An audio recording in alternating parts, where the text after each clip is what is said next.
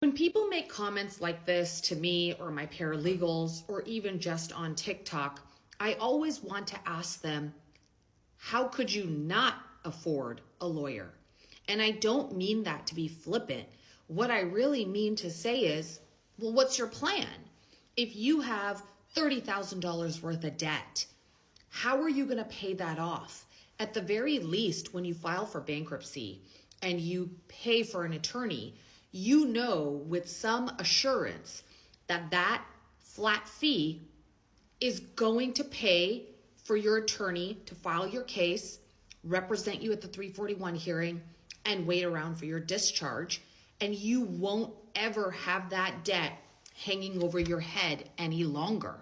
So the ways that people come up with the money is they use their tax refund. Some people use their tax refund to pay down debt. You should not do that if your plan is to file for bankruptcy. You should use that to pay your bankruptcy attorney. Some people stop paying all of their credit cards and personal loans completely. They take all of that money that they saved and pay it toward a bankruptcy attorney. Some people get themselves out of a debt consolidation program and they take that money and use it toward a bankruptcy attorney. Some people take money out of their 401k and they are able to pay the fee to the bankruptcy attorney. Some people borrow it from family members or friends. There are a myriad of ways to get this money together. But what you have to think is, don't think of paying a lawyer as some negative thing. This isn't a 1 year long process. If you're a Chapter 7, it's a 3 to 4 month process.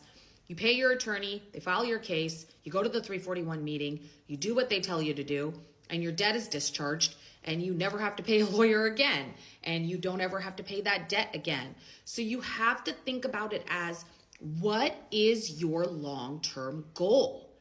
What is your goal for retirement planning, building wealth, your children's education?